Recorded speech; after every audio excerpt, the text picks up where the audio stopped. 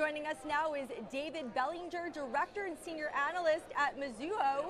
Welcome to the show. Great, thanks for having me on. All right, so what are you seeing from consumer names today? Yeah, I'd say in my space, I cover 18 names in the consumer space, and pretty mixed today. No real outsized moves. It's more of investors waiting for these holiday data points to come through, and there's been these sort of higher highs and lower lows between these peak periods of consumer spending. So I think we're in that right now, but today's stayed pretty mixed in the consumer space with no real outside movers today.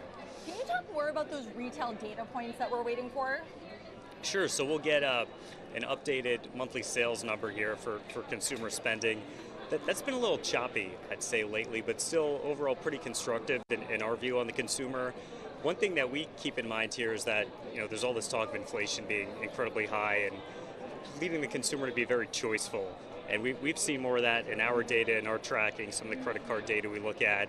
And also I'd say that one key item that I think people overlook is you've got national gas prices under $3 a gallon right now. So that's a helper in light of all this inflation. But all the data we've seen and through the Black Friday, Cyber Monday period, we think the consumer spending's held up pretty well to date.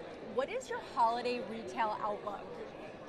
Yeah, so it's honestly more of the same. So it seemed like the Cyber 5 Black Friday period was fine. A lot of that revenue growth was driven by higher ticket, higher inflation. The volumes are a little bit slow, but that's nothing out of the ordinary from what we've seen throughout the whole year. But yeah, again, somewhat mixed, but still constructive here. And we don't think this will be a bad holiday by any means, but not a great one either. So more of just okay, but not great is the way we'd characterize it. We have October retail data coming out tomorrow. What is your expectation? Yeah, so we don't have a formal number. We tend to look category by category. And again, this is more of the same. This year-over-year growth, we strip out some of the gas noise in there because that's volatile, and then motor vehicle sales are big ticket. But under the surface, it seems like spending growth has been in this +3, 4, 5 range. It's been anchored to the middle of that for the past few months. So we honestly think it's more of the same and maybe a little bit of a lull period before the bigger spending that comes in December. All right, and what is your outlook for the retail sector in 2026? Yeah, so we've got all these questions spiraling out there. Recession we've heard about for years. Could the consumer weaken? Could it get stronger? So it's very preliminary views now, but we do think that the spending is very bifurcated, right? We've had the low-income consumer under pressure for a while. It seems like the bulk of spending is being held up by that mid to upper income consumer. We haven't seen the pressures move upstream, so that upper income consumer is still doing well.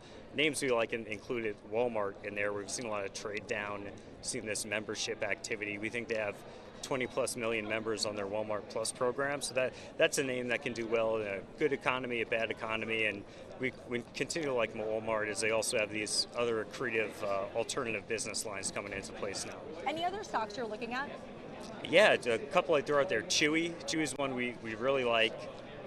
Very good Q3 numbers last week. The stock was down a bit though. We just think investor expectations were a bit elevated, and there's really nothing wrong with the business. We think they regained the momentum, and that continues to do well through 2026. And then another one is Wayfair. That's been an e-commerce name. It was a bit under pressure with the tariffs. That stock's come back really sharply, but we do see another leg higher for that name. Having the housing market come back a bit will certainly help. We're looking for not necessarily a big drop in mortgage rates, but that'll help, and just a sequential improvement in the housing market.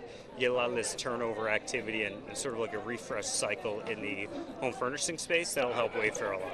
And what do you think consumers should be keeping in mind as we ramp up into the holidays? Yeah, it's inflation's a big word, right? That's always hanging out there. We think the consumers handled it pretty well, and a lot of the media headlines around 25% tariffs. We were north of 100 for a while in the China tariffs. So as we haven't gotten these massive price increases, they've been pretty steady, but we haven't seen price increases to that magnitude. So as some of these companies work through these, Home Depot, Lowe's, Tractor Supply, they've mitigated these really well, even at Costco. So I think the consumer's been braced for this, but we haven't seen a massive downdraft in spending. All right, David Bellinger from Mizuho, thank you so much for joining us.